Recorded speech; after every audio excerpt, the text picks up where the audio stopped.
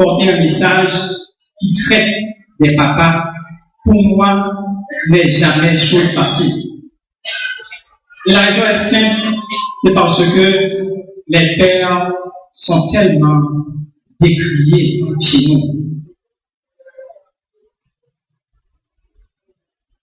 Lorsque j'observe les messages qui parlent, qui sont portés sur la fête des mères, les versets qu'on trouve pour méditer, à mon avis, paraissent toujours tendres. Par exemple, Proverbe 21, on parle de la femme vertueuse. Lorsqu'on parle de Anne, la mère de Salomon, on parle de Marie, la mère de Jésus, et j'en passe. Par contre, quand on veut méditer sur la fête des pères ou sur les papas, on trouve des versets du genre: Père, n'attristez pas, n'irritez pas vos enfants, n'irritez pas. Déjà, vous pouvez faire la différence, la tendresse et. Mais, étant donné que, malgré tout, je suis convaincu, persuadé qu'il y a des pères qui sont exemplaires. Je pense à Joseph, le père nourricier de Jésus. Je pense à Zébédée, le papa des deux disciples de Jésus, de disciples de Jésus. Et je suis convaincu aussi qu'il y en a ici ce matin. C'est donc avec joie, malgré tout, que, avec l'aide du Saint-Esprit de Dieu, nous allons réfléchir un peu sur les papas, sur les pères. Pour votre gouverne, toutefois, il existe, j'aimerais vous rappeler que la fête des pères actuelle remonte au XXe siècle. Et ceci a été initié par une dame, une américaine, du nom de Sonora Smart Dodd. Cette dame voulait souligner le mérite de son papa. Son papa qui, seul, depuis son veuvage, élevait sa fille et ses nombreux frères et sœurs. Reconnaissante, Sonora proposa une célébration comparable à celle de la fête des mères. Ainsi, en 1924, le président américain Calvin Coolidge se montra favorable à la création d'une journée nationale consacrée aux pères. Mais ce n'est que récemment, en 1966, que le président Lyndon B. Johnson l'institua officiellement en fixant la date au 3e dimanche du mois de juin. Entre-temps, l'idée a fait son chemin dans le monde. Et c'est ainsi que nous autres aussi, nous avons adopté, pour moi c'était toujours le 4e, mais le 5e dimanche, pour fêter les pères. Mais quelle fête! Quand on considère un père, on a toujours tendance à ne regarder que l'aspect autoritaire. Mais ce matin, je veux considérer avec vous d'autres aspects du père, d'autres facettes du papa. Et c'est pourquoi le titre de notre méditation de ce matin est « Qu'est-ce qu'un papa ?» ou, si vous voulez, quels sont les qualificatifs d'un papa ou d'un vrai papa. Mes frères et mes sœurs, s'il est vrai que beaucoup de papas, de par leur comportement, de par leur attitude, donnent des raisons valables pour qu'on fasse la différence entre papa et maman, pour qu'on méprise même ce jour consacré au papa, la Bible, elle, semble ne pas aller dans ce sens. La Bible semble accorder la même importance tant au père qu'à la mère. Lorsqu'elle dit dans Proverbe chapitre 30, verset 17, et je lis pour vous, l'œil qui se moque d'un père et qui dédaigne l'obéissance envers une mère, les corbeaux du torrent le perceront.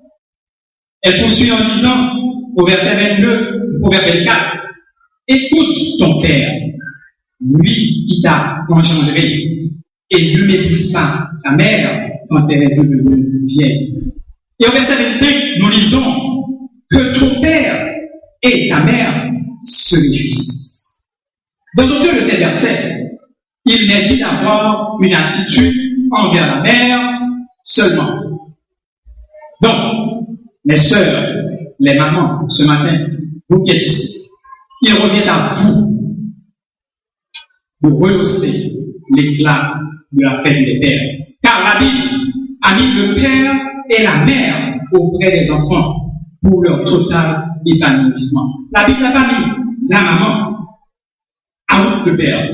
La Bible n'a pas mis le papa out la maman. La Bible a mis le père et la mère pour l'épanouissement total, complet des enfants. Paul, dans le texte que nous avons lu tantôt, déclare au verset 11, j'ai été pour chacun de vous ce qu'un père est pour ses enfants.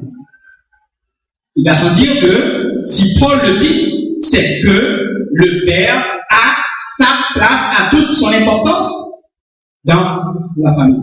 Alors, qu'est-ce qu'un père doit être pour ses enfants? D'abord, le père doit être pour ses enfants un enseignant. Le rôle de tout enseignant, mes frères et mes sœurs, est de former. Donc, le père de famille a pour responsabilité d'enseigner, de former son enfant. Vu sous l'angle du père de famille, cette responsabilité est un tout.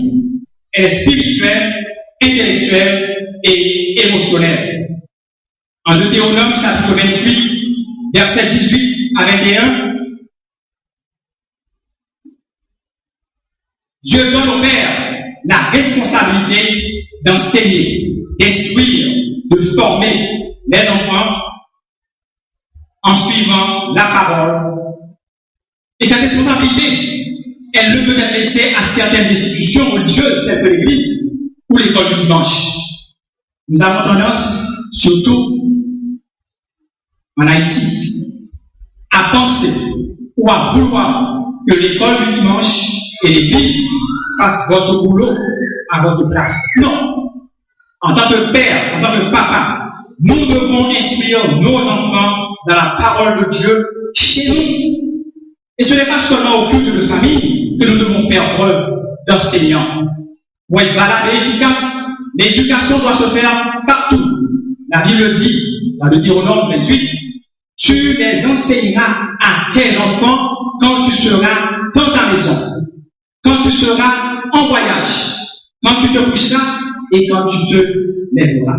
En un mot, c'est dans toute occasion que nous, papa, nous, pères de famille, nous devons enseigner à nos enfants. Et comme le Seigneur, le Père est un modèle pour sa famille, pour ses enfants. Les enfants suivent toujours l'exemple de leur papa. Et vous savez, la meilleure façon de les enseigner, les frères et les sœurs, et surtout papa, c'est de leur donner le bon exemple. N'oubliez pas que les enfants sont d'excellents observateurs. Donc le Seigneur, il reste pour nous chrétiens le modèle le plus parfait. Nous n'avons jamais vu nous donner le mauvais exemple. Au contraire, Christ nous donne l'exemple qu'il est un enseignant. Et nous le voyons chaque fois, à chaque fois, il édifie, il élève, il console, il exalte son Église. Ainsi devrions-nous être, papa, des exemples pour nos enfants. Le Père est non seulement un enseignant pour ses enfants, mais il doit être aussi un leader, un chef, une autorité.